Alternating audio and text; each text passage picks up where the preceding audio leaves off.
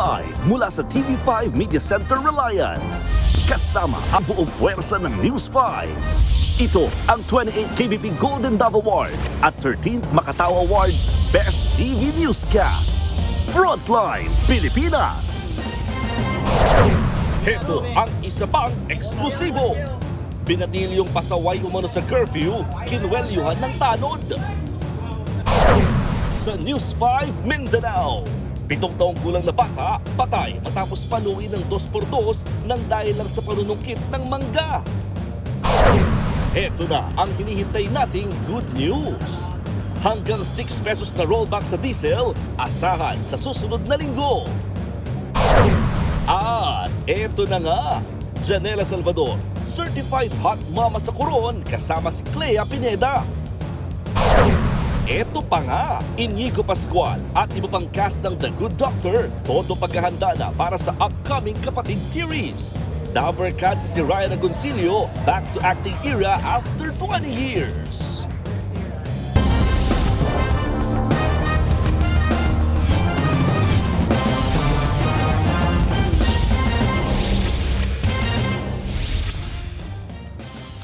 Biglang pinagsasaksak sa computer shop ang isang binatilyo sa Bacolod City. Ang suspect may problema raw sa pag-iisip ayon sa kanyang pamilya, pero wala silang medical record na maipakita. Narito ang Frontline Report, exclusive. Nakikinood pa ang lalaking nakataples na yan sa mga nagpipiso net sa barangay Mansilingan, Bacolod City. Maya-maya, kinuha niya sa kanyang bulsa ang isang patalim sa kabiglang sinaksak ang bunbunan ng lalaking nagko-computer. Dito na nagkagulo. Kita ang pagkagulantang ng 3 binatilyong agad umalis sa computer shop. Nangyari yan noong Miyerkules ng gabi. Ang binatilyong tinarget ng salarin ay ang 15 anyos na si Carl John. Agad siyang dinala sa ospital at kasalukuyang nagpapagamot. Ayon sa ina ng biktima, kapitbahay lang nila ang nanaksak sa kanyang anak. Na-i-report na raw nila ito sa pulisya at nakausap na rin ang pamilya ng nanaksak. Ang sabi ng pamilya niya, babaliw daw yun kasi iniwanan ng asawa daw. Sabi ng pulis, hindi daw pwede makulong yung lalaki nga nagsaksak sa anak ko kasi daw baliw. Itinatali raw ng kanyang pamilya ang lalaking nanaksak pero nakatakas ito noong araw na yun. Sa kabila niyan, hindi ganon kakumbinsido ang ina ng biktima na may problema ito sa pag-iisip. Kung baliw yung lalaki, ma'am, bakit tumayo pa siya? Tumayo pa siya, tinignan niya pa yung naglalaro yung anak ko bago niya sinaksak. Gusto ko, ma'am, na ipakulong talaga yun, ma'am, kasi hindi tama yung ginagawa niya sa anak ko, ma'am, eh. Ayon naman sa Bacolod City Police, walang medical record ang pamilya ng nanaksak na nagpapatunay na may sakit sa pag-iisip ang salarin. Desidido naman ang ina ng biktima na magdemanda. Ang panawagan pa nila, dapat sagutin ng salarin ang lahat ng gastusin sa pagpapa-ospital kay Carl John na hanggang ngayon ay hindi pa nakaka-recover. Wala pang tugon ang pamilya ng nanaksak. Nagbabalita mula sa Frontline, Margie Bentulan, News 5. Sino ba namang hindi matutuwa kung sa birthday mo may surprise delivery ka na libreng cake galing kay Mayor? Pero teka, ingat mga kapatid dahil may ganyang modus ang ilang hold-upper. Nasa frontline ng balitang yan, si Carol De Asa. Arestado sa follow-up operation ang isa sa 6 na mga sospek sa panloloob ng isang bahay sa barangay San Bartolome, Novaliches, Quezon City noong Abril 7. Tinutukan daw ng baril at ginapos at 3 biktima bago tinangay ang kanilang mga gamit. Kabilang dito ang 80,000 piso na cash, ilang sasakyan at mga alahas. Sa kabuuan, aabot ang halaga ng mga ninakaw sa 1 milyong piso. Ayon sa mga pulis, kadalasang punteriya ng mga sospek ang mga senior citizen. Ang modus, magdodoorbell sila sa gate ng bahay ng target. Mag-aalok ng birthday cake na galing umano kay Mayor at saka tututukan ng baril para pasukin ang bahay. Yung mga suspect po natin, tumagal po ng almost 2 hours sa loob ng bahay. So, nagawa pa nilang kumain sa loob ng bahay. Nakuha yung sasakyan, 2 motor, laptop, and iba't ibang klase ng mga alahas. Nakunan ng CCTV ang ginamit na getaway vehicle ng mga sospek na nirentahan lang umano. Na-trace ng mga otoridad ang car rental at dito na natunton ang naarestong sospek sa pamamagitan ng GPS. Depensa ng sospek, akala niya ay outing lang ang pupuntahan nila ng rentahan ng sasakyan na siya pa mismo ang nagmaneho. Sana makita nila yung paghihirap ko dito kahit alam naman nila ang mga kasalanan nila. At saka yun lang yung sana sumuko din sila sa mga ginawa nilang katarantaduhan sa dito sa nangyaring kasong ito. Kasi ako ang kawawa eh. Kasi first time ko tong nangyari sa akin eh. Na-recover mula sa suspect ang laptop, mga alahas, ilang ID at pitaka. Pero hindi na na-recover ang iba pang mga ninakaw. Nahaharap ang suspect sa kasong robbery, kidnapping at illegal possession of firearms and ammunition. Tinutugis pa ang 5 niyang kasamahan. Nagbabalita mula sa Frontline, Carol De Asa, News 5. Umalingasaw na amoy ang inireklamo sa isang bahay sa Parañaque at nang pasukin ito ng otoridad na bisto ang isang Shabu Lab. Nasa Frontline ng balitang yan si Nina Ongpauco. Hindi na nakapalag ang 5 sospek na nadatnan sa umano'y Shabu Lab sa isang bahay sa Barangay San Valley sa Parañaque City. Pawang mga sangkot umano sa pagtutulak at paggawa ng iligal na droga ang mga inaresto. Naabutan po dito, 5 days pa lang po na nagre-rent. Kaya kahit yung homeowners, clueless sila doon sa mga nakatira dito sa ngayon. Nasamsam mula sa 5 sospek ang mahigit 13 kilo ng hinihinalang shabu. Nagkakalagayan ng mahigit 91 million pesos. Nasabat din ng 4 na container ng hinihinalang liquid shabu na pinapitigas umano sa freezer. Nabisto ang umano'y Shabu Lab nang magreklamo ang ilang concerned citizen sa masangsang na amoy na nagbumula rito. Naghinala rin daw ang mga residente dahil palagi may dumarating na mga motorcycle riders sa bahay. Bukod sa droga, nasabat din sa isang suspect na sinasabing na dating pulis ang 2 pistol at isang rifle na kargado ng mga bala. Umamin ang ilan sa mga suspect na sangkot sa illegal na operasyon. Ako nagbabantay niya kasi sa pangatinding pangangailangan. Dinideliver umano sa iba't ibang bahagi ng Metro Manila ang drogang ginagawa at nirerepak nila. Nagbabalita mula sa Frontline, Nina Ongpauco, News 5. Sa Dulag, Leyte naman, nasabat ang halos 9 milyong pisong halaga ng shabu na itinago sa mga pakete ng tsaa. Higit 1,000 gramo ng droga ang nakumpiska sa buy bust. Nakasilid ang mga ito sa 2 green tea bags. Nasamsam ang mga droga mula sa lalaking high-value target. Ayon sa mga pulis, nakatakda na sanang i-deliver sa mga parokyano ang mga droga bago madakip ang suspect. Inaalam pa kung may iba pang kasabwat. Nahaharap ang suspect sa reklamong paglabag sa Comprehensive Dangerous Drugs Act. Higit 6 na pisong rollback sa diesel ang posibleng maramdaman sa susunod na linggo. Papasada na kaya ang mga tsuper lalo't sasabayan pa yan ng fuel subsidy at service contracting program. Live mula sa Mandaluyong, nasa Frontline na balitang yan si Gerard de la Peña. Gerard, mas dinetalye na ba ng DOTR ang ipapatupad next week na mga programa? Tama, Julius, kanina nga ay idinetalye na ng Department of Transportation kung paano ipapatupad itong service contracting program para sa mga pampublikong sasakyan. Isa ito sa mga nakikitang solusyon sa paghihirap ng mga nasa sektor ng transportasyon ngayong napakataas ng presyo ng langis. Tenga muna ang mga jeepney na ito na bumabiyahe sa paligid ng University of the Philippines sa Diliman, Quezon City. Lugi lang daw kasi ang mga tsuper kung mamamasada sa mga oras na wala namang masyadong pasahero. Pero paano naman ang mga commuter na nangangailangan ng masasakyan? Ang tugon dito ng pamahalaan, Service Contracting Program. Sa ilalim niyan, ang pamahalaan na ang magbabayad sa mga tsuper para magtuloy-tuloy sa biyahe. Alam naman po natin dahil sa patuloy na pagtaas ng presyo ng langis, limitado na po ang pagbabiyahe ng ating mga pampublikong sasakyan. Kung walang bumabiyahe, talo po pareho ang ating operator, driver, pati mga pasahero. May 1 bilyong pisong pondo ang pamahalaan para sa programa. 800 million pesos mapupunta sa land transport. Kabilang dyan ang mga bus, modern PUV, traditional jeepney at UV Express na bumabiyahe sa mahigit 800 ruta sa buong bansa. Ang natitirang 200 million pesos, tulong sa mga operator ng barko sa mga lugar kung saan ito lang ang transportasyon. Prioridad sa programa ang mga feeder routes o yung mga ruta na dumadaan sa mga linya ng tren, bus at mga transport terminal. Sa ilalim nito, makakatanggap ng 100 pesos kada kilometro ang mga bus. 40 pesos ang kada kilometrong biyahe ng mga modern PUV at UV Express at 30 pesos naman sa kada kilometrong takbo ng mga traditional jeepney. Lilimitahan sa 100 kilometers ang biyahe kada araw para marami makasama sa programa. Magbabayad pa rin ang mga pasahero, pero obligado ang mga driver na magbigay ng 20% discount. Maglalagay ng fare matrix ang mga kasali sa programa para malaman ng mga pasahero kung magkano ang dapat nilang ibayad.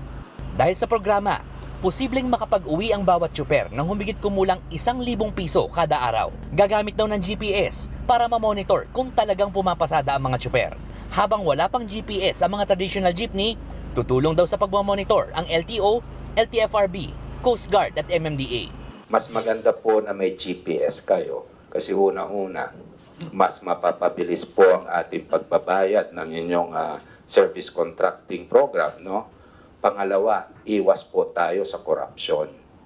Ang rutang UPSM North kung saan pumapasada si Mang Nolan, kung tutuusin, kasali dapat sa programa. Pero hanggang ngayon, wala silang kaalam-alam kung paano makakasali sa programa. Malaking tulong talaga sa amin yon.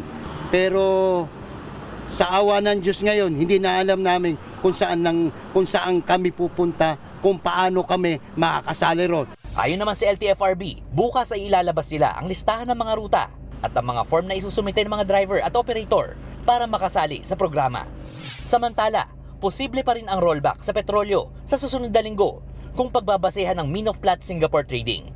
Hanggang 6 pesos and 50 centavos ang posibleng tapyas sa kada litro ng diesel. Walang pagbabago o piso naman na nakaambang rollback sa gasolina. Julius, itong 800 million pesos na budget para sa land transport itatagal lamang ng 2 hanggang 3 weeks. Kaya naman ang sabi ng DOTR ay hihirit sila ng karagdagan 5 bilyong piso mula sa Department of Budget and Management para ma-stretch o para ma-extend itong programang ito hanggang sa Hulyo ng taong ito. Julius. Gerard, paano at tuwing kailan mababayaran ang mga tsuper at operator? Julius, every 3 to 5 days ang bayaran sa mga tsuper. So kung kunyari, nagsimulang bumiyahe ang isang driver ng Lunes, Huwebes ay may matatanggap na ito. At ang bayad dito ay padadaanin sa mga bank account o kaya sa e-wallet accounts. Required ba ang mga tsuper na isama sa programa na magka-GPS? Alam mo, Julius, walang sinabi ang DOTR na dapat mayroon silang GPS. Hindi obligado. Yun nga lang, mas mapapadali kasi yung pagbibigay ng bayad sa mga tsuper at operator kung meron ito. Kasi kapag mano-mano, matagal yung proseso bago pa maipag-compare yung mga datos. Pero pag nasa GPS ay mas mabilis ito. Kaya as much as possible ay GPS daw ang gamitin. Julius. Gerard, kailan naman ilalabas yung fare matrix para malaman ng mga pasahero yung discount? Cheryl, tama. Magandang tanong yan para malaman ng mga tao kung magkano ibabayad nila. Ay sa pag-umpisa ng pagpapatupad ay ilalabas na yung fare matrix. So sa April 15, makikita na yan ng mga pasahero. Cheryl. At sabi kahapon ni Pangulong Bongbong Marcos, kapag hindi rush hour, sakalang magkakaroon ng 20% discount sa pamasahe. May mga ibinigay na bang eksaktong oras kung kailan ito ipatutupad? Cheryl, ang rush hours naman natin ay tuwing alas 6 ng umaga o alas 7 ng umaga hanggang alas 9 ng umaga at sa hapon naman ay mula alas 4 hanggang bandang alas 8 ng gabi. Well, hindi sinabi exactly kung ano itong mga oras na ito, pero ang punto lang dito ay dapat daw ay may bumabiyaheng mga jeepney o anumang mode of transportation tuwing sinasabi nilang patay na oras. Kasi kapag ganitong oras, ayaw nang bumiyahe ng mga driver dahil sayang daw yung diesel nila kung magpapaikot-ikot sila, hindi naman ganong karami yung pasahero. Cheryl. Jar, punta naman tayo dun sa usapin ng supply ng petrolyo. Ano na ang mga gagawing hakbang ng pamahalaan para matiyak na sapat ito? Tama, Julius, sinabi ni Energy Secretary Sharon Garin na ipinag-utos sa Pangulong Bongbong Marcos yung pagbili ng karagdagang crude oil sa pamamagitan ng Philippine National Oil Corporation. So, kailangan natin bumili ng 318 million liters ng crude. Sa ngayon, meron na tayong 165 million liters na nabili natin mula sa Malaysia, Singapore, India at Oman at nakatakda na rin yung ma-deliver dito sa bansa. Julius. That's good news. Maraming salamat, Gerard de la Peña. Maglalabas ng show cause order ang LTFRB laban sa TNVS driver na nambastos sa aktres na si Cyril Manabat. Ayon kay LTFRB board member Greg Pua, tukoy na nila ang driver na nag-viral na post at ibibigay ang show cause order ngayong araw. Sa nasabing post, kita ang selfie ng driver kasama si Cyril. Ang caption nito halatang double meaning. Pati ang comment section ng post puro kabastusan. Nauna na rin nagsorry sa aktres ang ride-hailing app at sinuspindan na nila ang TNVS driver. Una na rin sinabi ni Cyril na desidido siyang panagutin ang bastos na driver. Bangkay na ng ma-recover ang piloto at asawa niyang sakay ng bumagsak na Cessna plane sa Tubahon, Dinagat Islands. Na-recover kahapon ang lasog-lasog na mga labi ng dalawang biktima. Galing sa Subic, Zambales ang eroplano. Papunta sana ng Siargao ang mga biktima para magbakasyon.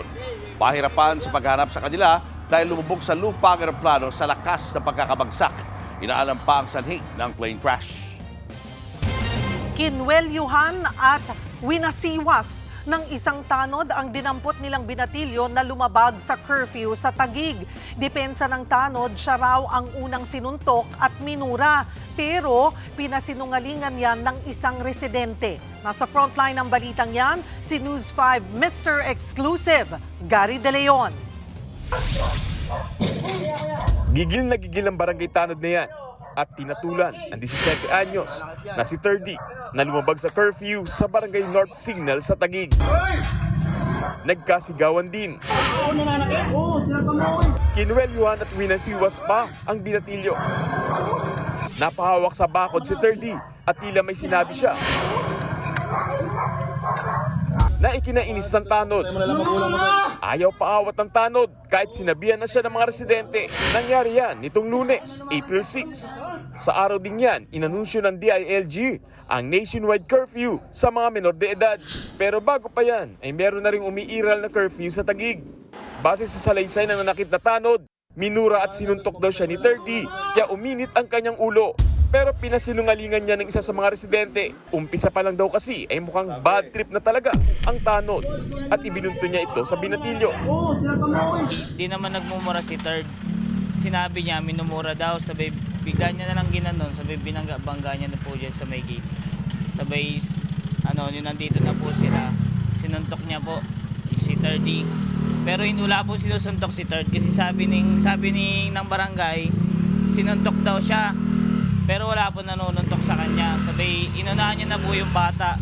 Siya na po yung nanuntok. Kasi po ang una nun, nag-away po sa baba, yung barangay na yon. So yung galit ng barangay, binuntong kay Terdy. Sumama naman sa barangay si Terdy at pinuntahan ng kanyang magulang. Kalaunan, pinauwi rin siya matapos paalalahanan tungkol sa curfew. Sa ngayon, pinatawan ng 30 araw na suspensyon ng tanod. Nagpapatuloy rin ang investigasyon at hinihintay pa ang formal na pagsasampa ng reklamo ng biktima. Muli naman nagpaalala ang kapitan sa mga tauhan niya sa barangay na pairalin ang maximum tolerance. Wag na wag silang papatol. Wala silang dahilan para saktan yung bata. Only exemption ay self-defense. Kung meron ng gamit na bagay.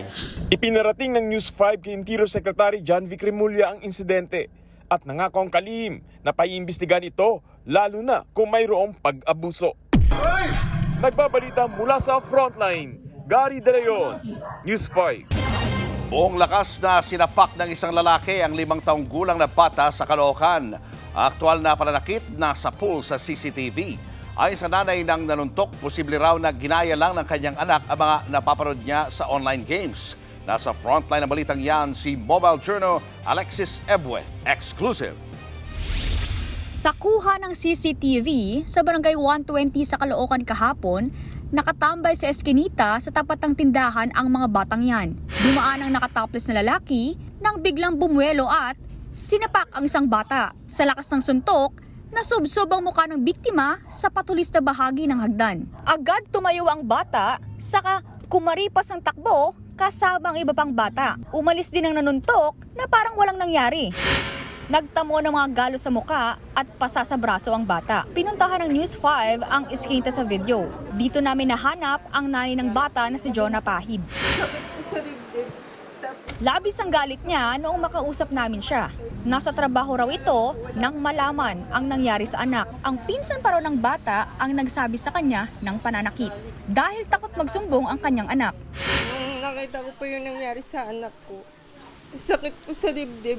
Tapos dumating na po sa point na gusto kong gumantay. Agad namang pinatawag sa barangay ang nanakit sa bata. Napag-alam ang kapitbahay lang ito ng biktima at mayroon daw diferensya sa pag-iisip. Nakausap daw ni Jonah ang nanay ng nununtok sa kanyang anak at ang sabi ay dinala raw ito sa mental hospital. Pero duda si Jonah. Halata po kasi sa nanay, ma'am, na nagsisinungaling lang po siya na hindi po totoo na dinala sa Mandaluyong yung anak niya po. Tinago lang po talaga. Hindi naman humarap sa kamera ang ina ng lalaki, pero aminado siya sa ginawa ng anak. Umiinom daw ito ng maintenance at nakatakas lang daw noong araw nang nakasakit siya. Nangako rin siya na sasagutin nila ang gastusin sa pagpapagamot sa bata. Ayon pa sa nanay ng nanapak, posibleng nagawa iyon ng kanyang anak dahil ginaya nito ang mga napapanood niya sa online games bilang mahilig ito mag-computer. Ayon sa barangay, hindi ito ang unang beses na nanakit ang lalaki. Kahit sino naman makakita ng pangyayari, maano ka, di ba? Nung napaindak nga kagad ako, di ba? Sabi ko, grabe naman to. Nag-alok na rin daw sila na dalhin sa mental hospital ang lalaki. Pero tumanggi ang nanay nito. Panawagan naman ng inang batang sinaktan. Delikadong tao po talaga siya. Tapos po, kasi po ma'am, yung parang wala ring kakayahan po talaga yung magulang niya na maiparehab siya. Dahil nga po kapos din po sa financial, ma'am. Kaya sana po ma'am, matulungan din po yung magulang nung nanakit sa anak ko. Tiniyak naman ng barangay na aalibin nila kung totoo bang nasa mental hospital ang lalaki. Nagbabalita mula sa Frontline, Mobile Journal Alexis Ebue, News 5. Sa ibang balita, itinanggi ni Pampanga Representative Gloria Macapagal Arroyo na ikukudita si House Speaker Bogie D. Nagugat yan sa ilang report na si Arroyo raw ang papalit kay D at ang may pakana umano nito si Vice President Sara Duterte. Nasa frontline ng balitang yan, si Marian Enriquez. Magpipitong buwan pa lang bilang House Speaker si Isabela 6th District Representative Faustino Bogie D. III. Pero muling umuugong na patatalsikin daw siya. Ayon sa ilang report, papalitan daw siya ni Pampanga 2nd District Representative Gloria Macapagal Arroyo. Si Vice President Sara Duterte umano ang nag-uudyok sa kaalyadong si Arroyo. Ang problema lang daw, hindi sapat ang bilang at 30 kongresista lang ang nagpahayag ng suporta para kay Arroyo. Malayo sa kailangang 160 votes para magluklok ng bagong speaker. 2018 hanggang 2019 nang huling maging speaker si Arroyo. Ito ay matapos patalsikin si Nooy House Speaker Pantaleon Alvarez na pakana rin umano ni VP Sara. Pero itinanggi ni Arroyo ang umuugong na kudeta laban kay D. Giniit ni Arroyo ang tiwala at suporta sa kasalukuyang House Speaker na nagsimula pa raw sa yumao nitong ama. Wala pang pahayag si D na na-issue na ring papalitan noong isang taon. Tingin naman ni House Committee on Public Accounts Chairperson at Bicol Saro Party List Representative Terry Ridon, palipad hangin lang ang isyong palitan sa liderato sa Kamara sa nakatakdang impeachment hearing ni VP Sara sa Martes. Wala naman ako naririnig na ganun. I think a great majority of House members are solidly behind the leadership of House Speaker Bogie D. No? Tingin ko palipad hangin lang yun. Lalo't higit paparating na ho yung impeachment hearings. Parating na ho tayo sa exciting part, mga kaibigan. The bloodbath will happen on Tuesday. Katakataka raw ang usaping kudeta habang naka-long break ang Kongreso. Panggulo po ito doon sa pag-iisip din po ng mga House members, baka biglang magkaroon po ng palitan ng liderato, not just in the House but also at the level of the president, hindi ba? Ang lagi naman hong tanong on these things is who will stand most to benefit, no? Pagka nagkaroon po ng ganito. Siyempre, wala pong iba, kundi po yung kampo po ng ini-impeach na public official. Sa muling paggulong ng impeachment hearing sa April 14, kabilang sa haharap ang umano'y bagman ni VP Sara na si Ramil Madriaga. Tutukuyin ng komite kung may sapat na basehan para umusad pa ang mga reklamo at iakyat ito sa Senado na magsisilbing impeachment court. Nagbabalita mula sa Frontline, Marian Enriquez, News 5. Kung may kaunting rollback sa petrolyo, may dagdag singil naman sa kuryente. Pero pagtitiyak ng Meralco, sapat ang supply ng kuryente ngayong tag-init. Nasa frontline na balitang yan si Mobile Journal, Amy Atienza. Sa gitna ng kaliwat ka ng pasaning ng ating ekonomiya, may nakaamba na ring dagdag singil sa kuryente. Ayon sa Manila Electric Company o Meralco, 53 centavos kada kilowatt hour ang itataas sa singil sa electric bills ngayong Abril. Katumbas yan ng 14 pesos and 35 centavos kada kilowatt hour na kabuuang singil para sa mga consumer. Ibig sabihin, ang 200 kilowatt hour na konsumo sa kuryente may katumbas na 107 pesos taas singil. 160 pesos naman para sa konsumo na 300 kilowatt hour. 213 pesos sa 400 at 267 pesos para sa 500 kilowatt hour na konsumo. Paglilinaw ng Meralco, hindi pa ito epekto ng sunod-sunod na mega oil price hike dulot ng tensyon sa Middle East. Epekto raw ito ng pagtaas ng generation charges at paglagapak ng piso kontra dolyar sa pinakamababang halaga. Para ho sa March supply month, yung exchange rate ay tumaas po ng mahigit 3 piso to 60.748 pesos per the dollar. Yung depreciation po ng pera natin ay nakaapekto sa 99% ng costs ng First Gas Santa Rita at San Lorenzo gas plants ng First Gas and 44% of the rest of Meralco's power supply agreement. Kailan ba mararamdaman ang epekto ng krisis sa electric bill? Sabi ng Meralco, sa billing sa susunod na buwan. Pero yung mga fuel na darating itong April, yun na yung affected ng Middle East conflict at ma-reflect siya sa May generation charge. Sa kabila niyan, makatutulong naman daw sa regulasyon ng presyo ng kuryente ang inilabas na Special Operating Guidelines ng Department of Energy at Energy Regulatory Commission. Samantala, tiniyak ng Meralco na walang mangyayaring rotating brownouts. Wala naman daw kasing nakikitang kakulangan sa supply ng kuryente ang DOE. Sa kabila naman ng taas singil, ipatutupad na rin ngayong buwan ang Lifeline Rate Subsidy Program ng Meralco. Para ito sa low-income households, kabilang na ang miyembro ng 4Ps. Sa ilalim ng Lifeline Rate, 100% ang discount sa mga kumukonsumo ng 50 kilowatt-hour pababa. May 35% ding tapyas sa mga bahay na 51 to 70 kilowatt-hour lang ang konsumo. 20% naman sa 71 to 100 kilowatt-hour. Sa ngayon, wala pang tiyak na datos kung magkano ang power rate hike sa susunod na buwan kung kailan reflected na ang epekto ng krisis sa langis. Nagbabalita mula sa Frontline, Mobile Journal, Amy Atienza. Ramdam ng mga tsuper sa Baguio City ang epekto ng pagbagsak ng turismo. Mahal na nga ang petrolyo, matumal pa ang pasahero. Live mula sa Baguio City, nasa frontline ng balitang yan si Gio Robles. Gio, anong diskarte ng mga apektadong tsuper? Cheryl, may voluntary fare increase sa mga pasahero ang ilang driver ng jeep dito sa Baguio. Yan ay matapos tumigil sa pamamasada ang ilang tsuper na halos wala nang kinikita dahil sa krisis sa langis. Mga barya lang ang naipong kita ni Larry sa halos kalahating araw na pamamasada ng jeep dito sa Baguio.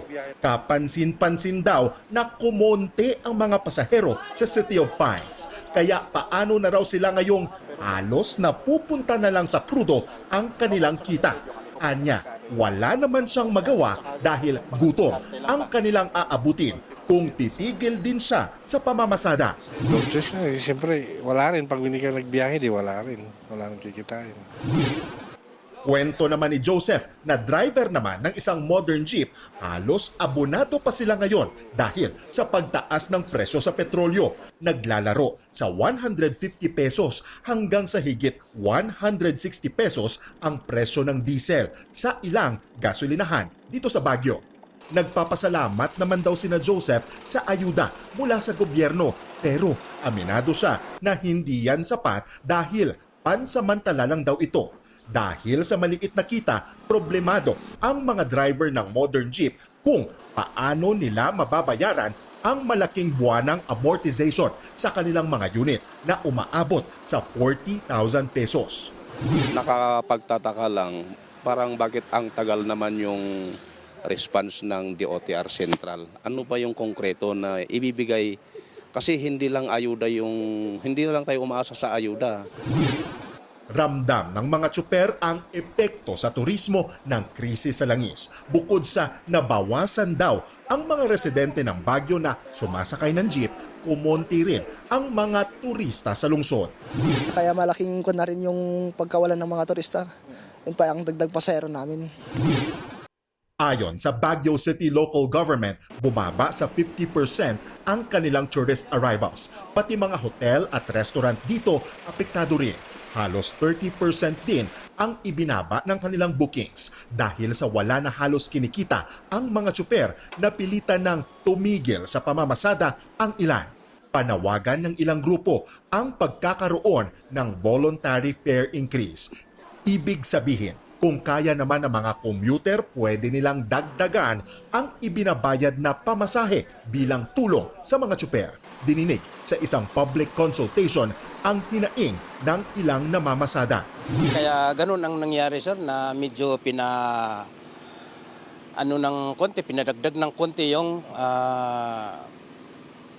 pasahe, sir, para naman magkasya or may kahit na papaano may konting matitira na papasok naman sa bulsa ng mga driver, sir. Ayon sa ilang pasahero, naiintindihan nila ang ganitong sistema. Siyempre, kasi kawawa naman yung mga driver. Tumataas yung gasolina, tapos yung pasahe, walang increase. Kung nasa Malacanang lang ako, siguro malaking magagawa ko dun. Cheryl, bumiyahe na muli ang mga tsuper na tumigil sa pamamasada, partikular sa mga may rutang Holy Ghost Extension kasunod niya ng voluntary fare increase na napagkasunduan between sa grupo ng mga driver at ng representative ng komunidad. Nasa 20 pesos na ngayon ang regular fare o voluntaryong taas pasahe mula yan sa 13 pesos. Cheryl. Maraming salamat, Gio Robles.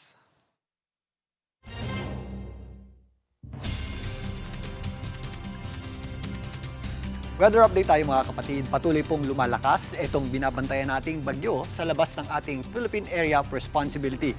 Ang bagyo pong ito ay may international name na Sinlaku at yan po ay nasa tropical storm category na may taglay na lakas na hangin na nasa 85 km per hour.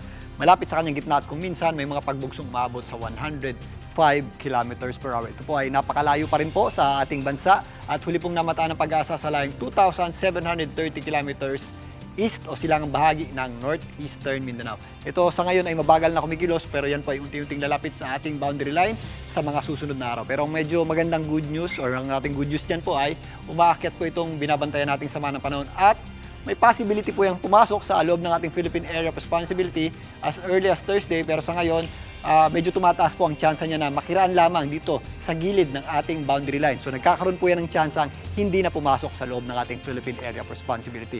Pero if ever yan po ay makapasok sa loob ng ating PAR, yan po ay mabibigyan ng local name na Kaloy. Ito pong binabantayan natin sa mga panahon sa ngayon ay wala pong inaasahang magiging direktang epekto sa ating bansa. Kaya sa mga susunod na araw, bagamat meron tayong binabantayang bagyo, magpapatuloy po ang mainit at maalinsangang panahon sa malaking bahagi na po yan ng ating bansa. Lalo na sa mga kapatagan dito sa Central Luzon, dyan po sa Cagayan Valley, ilang bahagi ng Mimaropa, kasama na rin po dyan Western Visayas, maging dito sa mga areas ng Zamboanga del Norte at Zamboanga Peninsula. Sa katunayan, ito po yung ating mga pinakamatataas na heat index na asahan bukas Sabado, posible po yung umabot sa hanggang 43 at 42 degrees Celsius sa mga areas ng Iloilo, Eastern Samar, maging dito sa Zamboanga City, dyan po sa Zamboanga del Sur. Naglalaro naman sa 41 degrees Celsius hanggang 40 degrees Celsius yung ating heat index dyan po sa area ng Cotabato, Cagayan, Tarlac, sa Central Luzon, Eastern Visayas, kasama na po dyan ang Eastern Samar, maging dito sa Davao City. Again, ito po ang mapanganib o dangerous level na heat index. Kaya doble ingat po tayo dyan dahil medyo tumataas po yung ating tsansa na madaling pagkahapo o yung pagkapagod o yung ating tinatawag na fatigue, possible po yung ating dehydration at possible din po yung ating tinatawag na heat stroke. Dito po sa Metro Manila, magpapatuloy din po ang mainit at maalinsangang panahon ngayong darating na weekend. Yung ating maximum temperature ay naglalaro sa 34 to 35 degrees Celsius at posible po yung umabot sa heat index o yung ating damang temperatura mula 37 to 39 degrees Celsius. May kainitan pa rin po yan, mga kapatid. At napakanipis po ng ating araw. Ramdam na ramdam po natin ang init ng araw, lalong-lalo na sa tanghali. Pagsapit ng hapon, medyo mahangin naman po yung ating kondisyon pero medyo mababa rin po yung ating tsansa ng pag-ulan. Kaya ngayong weekend, sa mga may lakad, ang paghandaan po natin at pag-ingatan ay ang matinding init ng panahon. At yan muna latest sa ating lagi ng panahon. Muli ako po ang inyong weather frontliner, Alvin Pura, na lagi may panahon para sa iyo. Kahit bawal at marumi, ilang kababayan natin ang mas pinipiling maligo sa Baseco Beach sa Maynila. Bukod daw kasi sa libre, mahangin din daw. Pero may paalala riyan ang Department of Health. Nasa frontline ng balitang yan si JC Cosico. Baseco Beach lang, sapat na para sa mga kapatid nating walang budget pero gustong i-beat the heat. Ang iba, nag-set up pa ng tent by the beach. Sobrang init sa amin, para kaming nasa impyerno niluluto. Kaya dito, okay lang mainit, mahangin naman. Hindi na nila alintana ang babala na bawal pa ring maligo roon dahil sa maruming tubig. Kasayahan lang para matanggal stress sa mga sa mga problema ngayon sa Pilipinas, sir. Ang mahal-mahal pa lang bilihin ngayon. Pwede dito na lang muna tayo magpalipas ng stress, sir. Madami pa daw kasi parang hindi pa daw safe. Wala tayong magawa, sir. Dito lang kasi yung libre, sir. Hindi naman daw kayang pigilan ng barangay ang lahat ng pumupuslit para maligo sa Baseco Beach. Hindi naman po natin mababantay ng 24/7 yan. Talaga pong may nakakalusot. At sinasaway na lang po natin. Naiikutan naman hanggang saway. Pero hindi naman natin pwede silang bantayan na maghapon. Hindi naman natin ini-encourage na pero hindi natin maiiwasan na meron. Mag-ingat na lang po. Patok din ang mga public swimming pool sa Maynila. Gaya na lang sa Dapitan Sports Complex. Dito nag-swimming ang pamilya ni Rose. Ang init ng araw ng panahon, nakaka-high blood pa ang mga problema ng bansa. Bawas stress na din. Mga stress sa buhay-buhay, mga nadaranasan nating mga crisis ngayon like sa mga oil crisis, ganun. So para mabawasan din yung stress sa amin, mga magulang. Ngayong kaliwat kanan uli ang mga langoyan, nagpaalala ang Department of Health na mag-ingat sa mga sakit na pwedeng makuha sa pag-swimming sa maruming tubig, sa pool man yan o sa beach. Gaya na lang ng diarrhea at gastroenteritis na nagdudulot ng pagsusuka at pagtatae. Kasi minsan nasa-swallow yung tubig kapag lumalangoy, yun yung pwedeng pagmulan ng mga iba't ibang sakit na pwedeng magtae, magsuka, at pwedeng mag-lead to dehydration. Payo rin ni Doc, kung ikaw ay nagtatae, huwag ka munang lumangoy. Pwedeng makapag-infect, makahawa sa iba. Dahil di ba, pag lumubog ka sa tubig, di ba? Tapos ikaw nagtatae ka, hindi mo masabi may particle pa dito sa di ba? Sa yung puwet na pwedeng ma-wash yung sa tubig. Pwedeng maswalo ng iba. Ang mga swimming pool dapat daw twice a day dinidisinfect. Araw-araw din daw dapat pinapalitan ang tubig. Kung nasa bahay lang at may mga inflatable swimming pool, palitan na ang tubig pagkatapos ng 4 na oras. Kasi pag yung maghapon na, yung mga germs na nandun hindi mo masabi, baka maswalo na ng ibang talangoy doon, di ba? Lalo kung madaming nasa inflatable makeshift na swimming pool. Kailangan daw mag-ingat para pagkatapos mag-swimming, presko ang feeling at hindi sa ospital ang ending.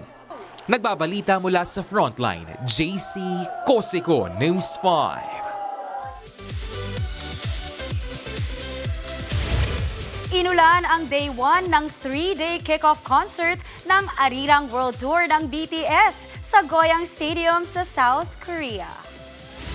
Pero dead ba ang libo-libong army mula sa iba't ibang panig ng mundo na dumagsa sa venue ng Nakapayong at Kapote?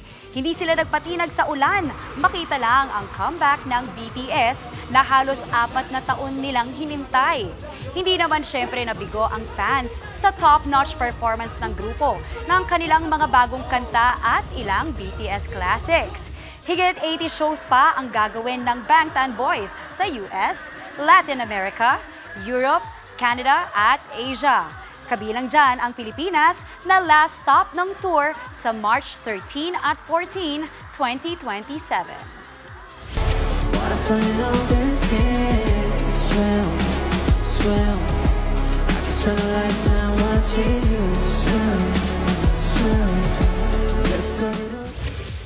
Pagkatapos ng isang dekada, muling magsasama sa isang K-drama ang dalawa sa pinakahinahangaang K-superstars na sina IU at Byeonwoo Seok sa Perfect Crown. At eksklusibo silang nakakwentuhan ng News 5. Nasa frontline ng balitang yan, si MJ Marfori. 내가 왕이 될까 두려운 것이. Drama, royalty, riot, at super kilig. 널 위해서야. Talagang paglalaroan ng iyong emosyon ng isa sa pinakamalaki at inaabangang K-drama ng taon, ang Perfect Crown. Starring K-superstars IU at Byeonwoo Seok. 안녕하세요. 안녕하세요. 안녕하세요. Match made in K-drama heaven sina IU at Woo Seok na nag-reunite after 10 years matapos magsama sa Scarlet Heart Reel. Kung sa unang serye, niloko ng karakter ni Woo Seok si IU. Sa Perfect Crown naman, perfect gentleman bilang si Grand Prince Ian. 우석 씨라는 사람에 대해서 와, 그때보다 훨씬 더 멋진 사람이 되었구나.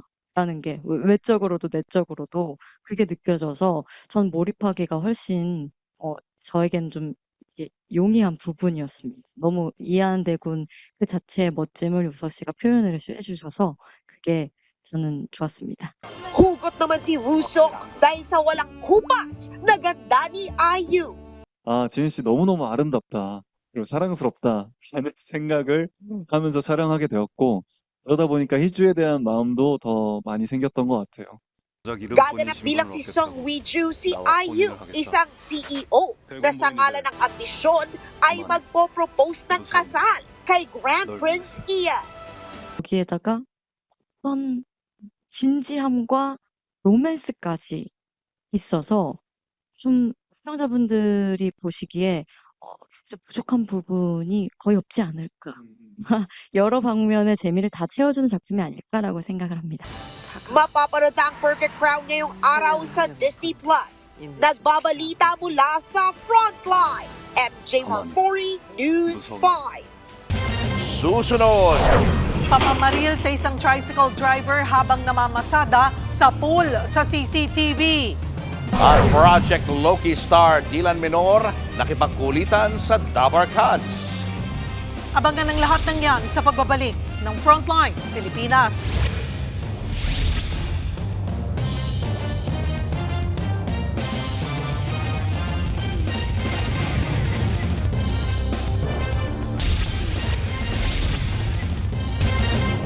Mga kapatid, ng dahil lang sa mangga, nagtapos ang buhay ng 7 taong gulang na lalaki sa Zamboanga del Norte. Inakyat ng biktima at kanyang kaibigan ang puno ng mangga sa isang compound, pero nahuli sila ng caretaker. Aba, pinaghahataw ng suspect ang bata gamit ang 2x2 hanggang sa mamatay. Ang buong detalye, alamin sa pagbabalik ng Frontline Pilipinas. Diyan lang po kayo, mga kapatid. Mga kapatid, Julius Babaw po, nasa Middle East o saan mang dako ka ng mundo, manatiling may alam at may pakialam sa mga mainit na balita dito sa ating bansa. Simulan po natin ang bawat araw sa tuloy-tuloy na balitaan sa Frontline. Mag-follow at mag-subscribe sa social media pages ng News 5. Kritikal sa pamamaril ang isang tricycle driver sa Coronadal City. Ang tinitignang motibo, selos. Ania sa frontline sa balita, si Bril Montalvo ng News 5 Mindanao. Binabagtas ng mga sasakyan ang National Highway sa Coronadal City, South Cotabato kahapon nang biglang sunod-sunod na putok ng baril ang maririnig. Tumagilid ang isang tricycle. Tumilapon ang driver nito sa gilid ng kalsada. Siya pala ang target ng gunman. Agad siyang isinugod sa ospital. Kinilala ang biktimang si Rosia Bin Alicaya, 39 anyos. Kritikal ang biktima matapos mapuruhan sa likod. Ligtas naman ang kanyang pasaherong babae. Ayon sa otoridad, namamasada lang si Alicaya ng tambangan ng riding in tandem. Meron na raw person of interest ang pulisya. Ang nakikitang motibo dito ayon po sa live-in partner ng biktima ay crime of passion. Patuloy ang investigasyon ng mga pulis at pagtugis sa suspect. Nagbabalita mula sa frontline, Bril Montalvo, News 5, Mindanao. Nasunog ang dalawang palapag ng mall sa Naval Biliran. Sa laki ng sunog na damay ang ilan pang establishmento. 4 ang sugatan, 40 milyong piso naman ang halaga ng pinsala. Inaalam pa ang pinagmula ng apoy. Sa North Caloocan, may higit 30 pamilya rin ang nasunugan. Nahirapan ng mga bombero na apulahin ang sunog dahil sa makikitid na daan. Iniimbestigahan pa ang sanhi ng sunog at halaga ng pinsala nito.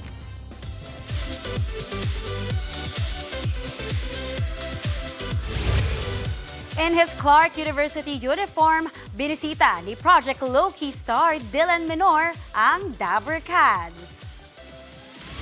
Si Dylan ang featured secret agent sa Eat Bulaga segment na The Age is Right. At dahil edad nga ang pinag-uusapan, naikwento ni Dylan na bago siya nag-full-time sa showbiz, ay ilang beses din siyang napasama sa mga commercial during his teen years. At eto pa, varsity player din pala dati si Dylan. Now at 24 years old, nasa kanyang lead star era na si Dylan sa seryeng Project Low-Key, ang Wattpad adaptation ng mystery thriller novel ni Ako si Ibarra. At mula online, mapapanood na rin ang Project Low-Key sa Free TV. Malapit na po sa TV5, May 23. And I hope you guys appreciate and support Project Low-Key. And maraming salamat. Susunod, humaharurot na motorsiklo bumangga sa isa pang motor. Ilang TNBS rider hindi nakakuha ng ayuda dahil wala sila sa listahan. At Kevin Kiambao itinanghal na Rookie of the Year sa Korean Basketball League. Yan at iba pa sa pagbabalik ng Frontline Pilipinas. May ikot na raw 7,641 islands sa Pilipinas with zero emissions. Posible ba yun? Pwede yan with Drive Electric Love Pinas campaign.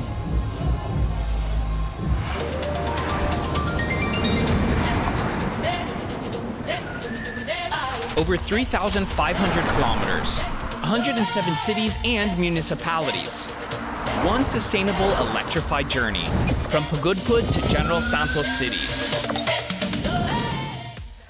Para isulong ang responsabling turismo, saning puwersa sa kampanyang Drive Electric Love Pinas ang Department of Tourism, AC Mobility at BYD Cars Philippines. Ang objective natin dito ay to drive in a full battery electric vehicle, walang gasolina, magmula sa tip ng Luzon in Pagudpod all the way down to Visayas, then diretso tayo ng Mindanao sa Gensan using full battery electric vehicle. Ang paglalakbay na ito, umani lang naman ng 2 Guinness World Records. Ang most cities visited in a continuous journey by a battery electric vehicle at most cities visited in a continuous journey by a plug-in hybrid electric vehicle. Grabe, what an experience. Napakaganda talaga ng Pilipinas. I think yung pinaka-importante sa lahat sa trip na to is that we're promoting sustainable travel. Balak mo rin bang mag-road trip? Maaaring bumisita sa Manila International Auto Show 2026 sa World Trade Center sa Pasay City mula April 9 hanggang April 12 kung nais mong makita ang mga electric vehicle na pwedeng pagpilian. Dito sa Manila International Auto Show sa World Trade Center, bibida ang mga electric cars ng BYD gaya ng Sea Lion 7 at Atto 2. Travel easy at worry-free dahil ang mga electric car na ito pwedeng i-charge saan man sa Pilipinas. Meron kaming charging infrastructure. At hindi lang to yung ordinary chargers na ipa-plug mo na ilang oras bago mag-charge. Meron tayong mga superchargers or tinatawag naming DC chargers magmula sa tip ng Luzon, sa Pagudpod, hanggang sa lahat ng dadaanan mo. Ang tawag namin dyan yung Philippine Spine. Na yung mga tao, takot sila na bumili ng electric vehicle, pero pinatunayan namin na kayang-kaya magbiyahe ng buong Pilipinas gamit ng EV kasi there's AC mobility charging stations mula sa Pagudpod hanggang General Santos, the entire country. Mga kapatid, drive electric, love Pinas.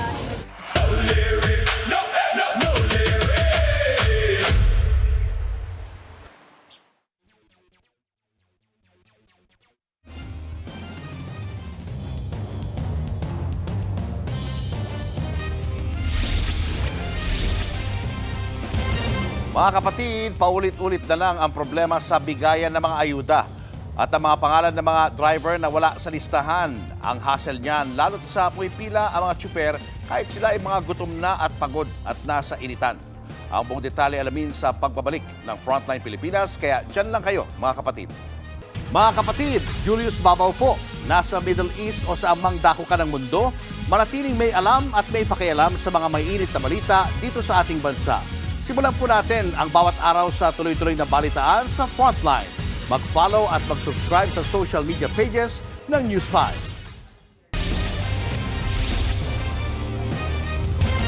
Sa pool sa CCTV, ang kabi-kabilang disgrasya sa motorsiklo.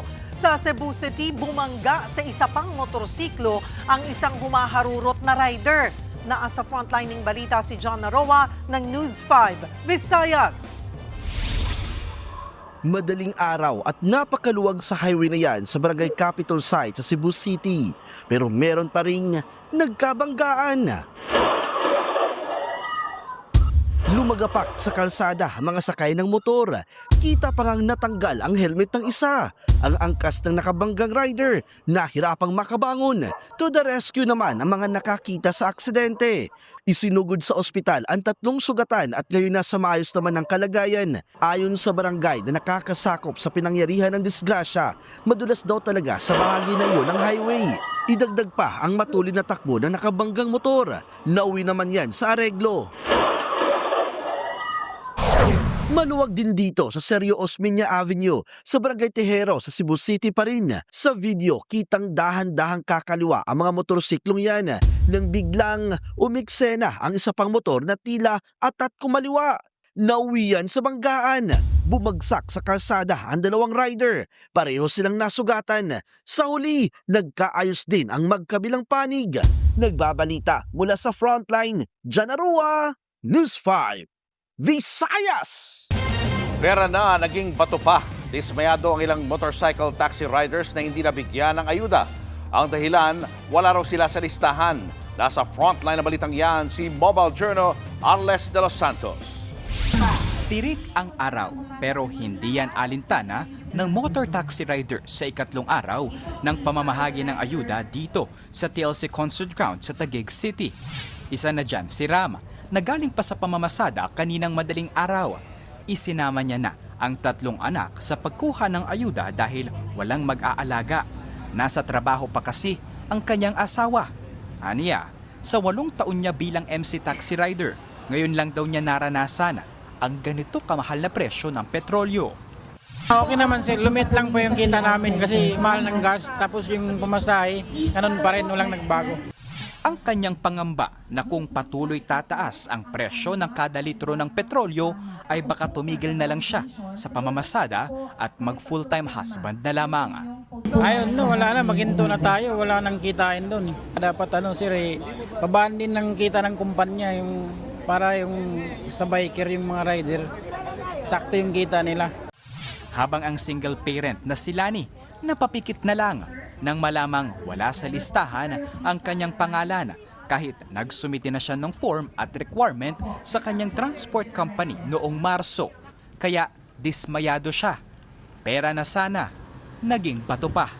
Yung 695 po yung minimum, di po ba? So kulang po talaga yan sa amin, lalo't katulad namin na mga single parent. Sana naman po maunawaan ninyo kung ano po yung mga hinanakit namin kasi sobrang hirap ngayon ng buhay. Lalo't nagtataasan po yung lahat ng bilihin, tapos yung sahod po, ganun pa rin. 3,215 na motor taxi riders ang nakatakdang makatanggap ng ayuda ngayong araw, kasama na ang mga hindi nakapunta kahapon. Wala pang petsa ang special payout para sa mga tsoper na wala sa listahan. Nagbabalita mula sa Frontline, Mobile Journal Arles de los Santos, News 5.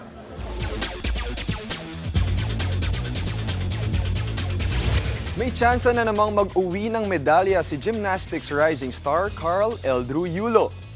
Pasok si Eldrew sa finals ng floor exercise event sa Artistic Gymnastics World Cup sa Croatia. Nakascore siya ng 14.200 points para makuha ang second place sa event. Una nang naka-gold si Eldrew sa parehong event sa Turkey. Nagwagi naman siya ng bronze sa Egypt leg ng tournament. Nasungkit ni dating De La Salle men's basketball team standout Kevin Kiambao ang Rookie of the Year award sa Korean Basketball League o KBL. Inulan si Kevin ng papuri mula sa basketball community sa kanyang Instagram post. Para sa season na ito sa KBL, nag-average si KQ ng 15 points at 6.5 rebounds para sa Goyang Sono Sky Gunners. Ito na ang ikatlong sunod na taon na puro Pinoy basketball stars ang itinanghal na Rookie of the Year sa KBL. Una na dyan si RJ Abarientos na sinundan ni JD Kagulangan.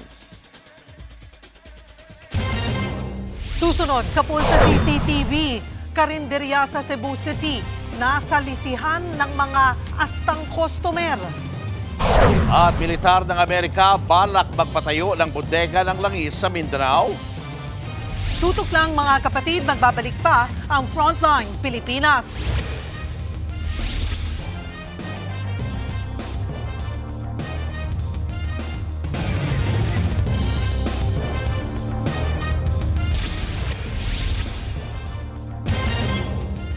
Mga kapatid, plano raw ng Amerika na magpatayo ng imbakan ng langis sa Mindanao. Posible yang ilagay sa Davao Region na madalas daanan ng kanilang mga barko. Makinabang naman kaya dyan ang mga Pilipino. Ang buong detalye alamin sa pagbabalik ng Frontline Pilipinas. Dyan lang po kayo, mga kapatid. Mga kapatid, Cheryl Cosim po. Nasa Estados Unidos, Canada o saan mang dako ka ng mundo, manatiling may alam at may pakialam sa mga mainit na balita dito sa ating bansa. Simulan natin ang bawat araw sa tuloy-tuloy na balitaan sa Frontline. Mag-follow at mag-subscribe sa social media pages ng News 5.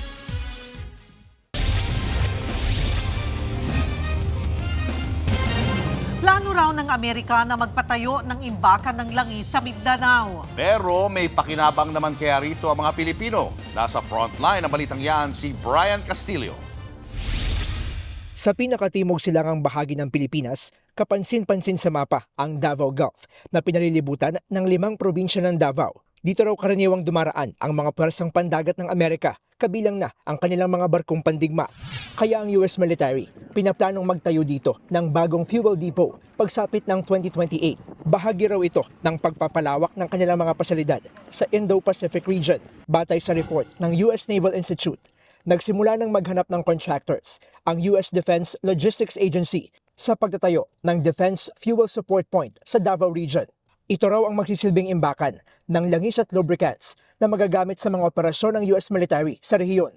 Ang planong niya ng Amerika nakarating na sa ating armed forces at suportado raw nila ito. These are governed by EDCA and the VFA. These will be Philippine sites controlled by the Philippines, by the AFP. This will allow us to further support and sustain our capabilities for HADR, for maritime security, and even our patrols at the West Philippine Sea and the southern border of the country.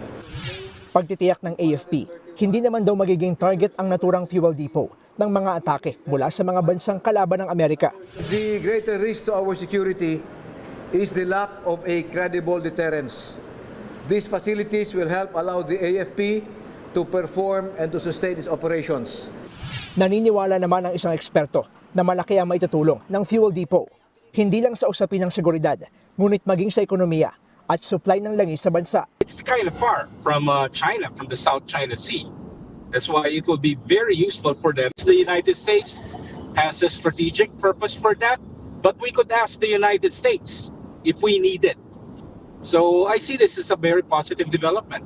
Nagbabalita mula sa Frontline, Brian Castillo, News 5. Nagtalumpati sa United Nations headquarters si Pinoy boxing legend at pambansang kamao Manny Pacquiao. Binigyang diin ni Pacman ang papel ng sports para sa pagpapanatili ng kapayapaan. Nagkwento rin si Pacquiao kung paano nakatulong ang boxing sa kanyang buhay. Bahagi ito ng kampanya ng Pilipinas para makakuha ng non-permanent seat sa UN Security Council. Samantala, bago naman ang nalalapit nilang rematch, binili ni Pacquiao ang dating boxing gym ni Floyd Mayweather Jr. sa Hollywood sa Los Angeles. Tatawagin ang gym na Pacquiao Prime Boxing at ayon sa ilang reports, ipapatanggal ni Pacquiao ang mga picture ni Mayweather sa pader nito.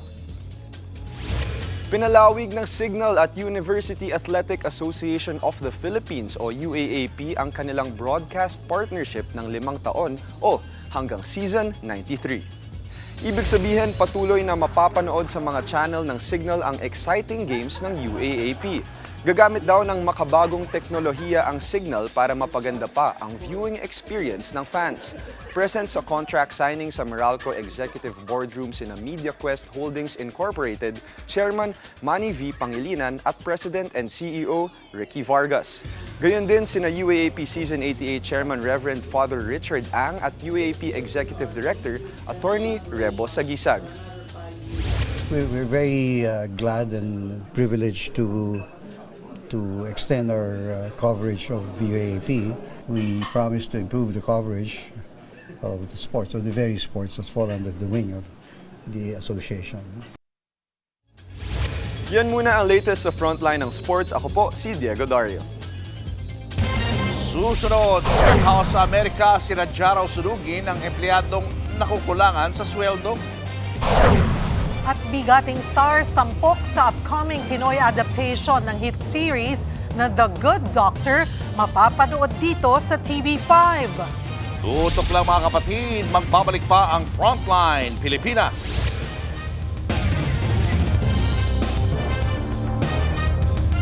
Mga kapatid, Cheryl Cosim po.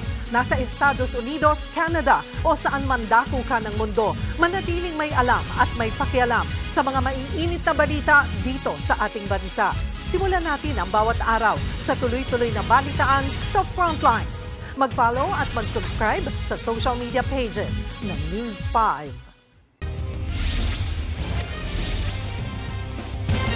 Sa pulsa video, ang pananalisi ng isang kawatan na asnang customer sa karinderya sa Cebu City. Sa video, kitang abala abang ang nagtitinda dahil maraming customer, habang ang isang lalaki pantay sa lakay, palingon-lingon pa at nang makahanap ng tiyempo ay biglang kinuha ang isang cellphone.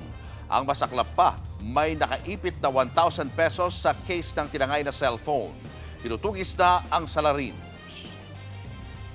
Pinagtibay ang partnership ng TV5 at Pentecostal Missionary Church of Christ sa paghahatid ng mabuting balita sa telebisyon.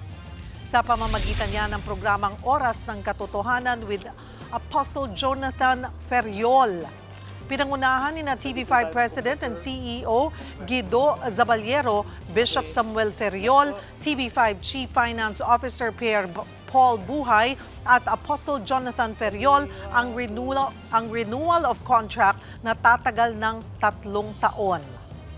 Layo ng programa na patuloy na mapagtibay ang pananampalataya ng mas marami pang manonood. Napapanood ang Oras ng Katotohanan with Apostle Jonathan Ferriol tuwing Linggo ng umaga dito sa TV5.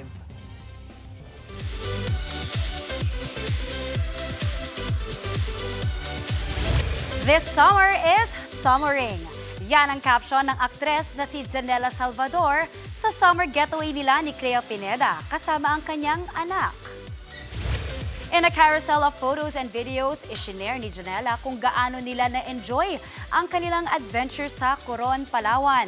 Mula diving hanggang boodle fight, Sa isang post, nag-crystal kayak adventure rin si Clea kasama ang anak ni Janela na si Jude. Bagamat walang direktang confirmation, dati nang napabalitang magkarelasyon sina Janela at Clea. Kamakailan nga ay tinawag pang baby ni Clea si Janela na tila sagot niya sa komento ng isang netizen.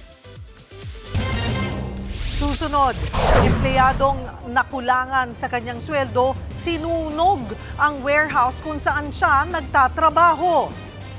At ang mga bigating between bibida sa Pinoy adaptation ng hit series na The Good Doctor, Silipin. Yan at iba pa sa pagbabalik ng Frontline Pilipinas.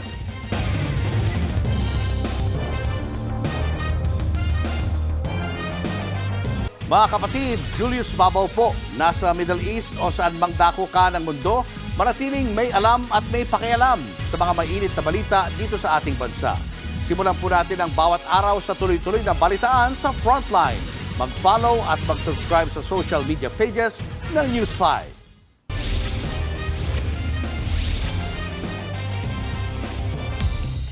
Sinunog umano ng isang empleyado ang pinapasukan niyang toilet paper warehouse sa California sa Amerika.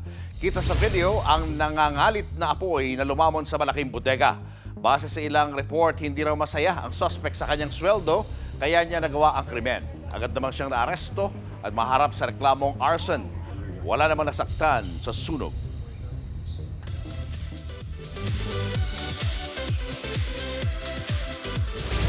Pinaghahandaan ng husto ni Inigo Pascual ang kanyang first lead project na The Good Doctor. Yes mga kapatid, mapapanood nyo na po soon dito sa TV5 ang Pinoy version ng hit series na yan. Nasa frontline ng balitang yan, si MJ Marfori. Iba-iba tayo ng kinalakihan pamilya. Finally, nagsimula na ang production ng Pinoy version ng well-loved series na The Good Doctor. Hatid yan ng MQuest Ventures at line-produced ng Creation Studios. Kanina nga, nag-script reading na ang cast with lead star Inigo Pascual. Si Inigo, nag-immersion pa raw sa ilang ospital para magampanan ng itinuturing niyang role of a lifetime. Gaganap sa Inigo bilang si Doc Dong na may 7th syndrome, isang doktor na may mental disability pero henyo pagdating sa medical field. Big opportunity to para sa akin, and I'm very, very excited to work with everyone. I don't think we've done a lot of medical dramas in the Philippines, so I'm really excited for that challenge sa amin. Kasangga ng karakter ni Inigo, si Janela Salvador. I think one of the things that made me say yes to this project is wala pang ganung angle na talagang napakita natin yung struggles ng medical industry dito sa Philippines. And it's an international adaptation, so I'm excited to see how they're gonna put those two things together. Kasama rin sa cast si Dabarkad si Ryan Agoncillo na in his acting era na ulit after 20 years. Happy birthday to you! At kanina, may pa-birthday surprise pa para kay Daddy Ryan. We will definitely tackle a lot of very relatable issues. Personally, I'm excited because it will resonate, I feel, with a lot of people. Makakasama rin sa serye sina Gabby Padilla, Jelly de Belen, Maylene Dizon, Tony Labrusca, James Blanco, Dylan Minor, at marami pang iba. Abangan ang The Good Doctor soon dito lang sa TV5. Nagbabalita mula sa Frontline, MJ Marfori, News 5. At yan po ang mga showbiz update ngayong Biyernes. Happy weekend mga kapatid. Ako po, si Maui David. Abangan niyo ulit kami sa Lunes dito sa TV5 sa 1PH RPTV, True TV at 105.9 True FM. Kami ang inyong mga kapatid sa Balitaan at Public Service. Walang iwanan sa Frontline Pilipinas.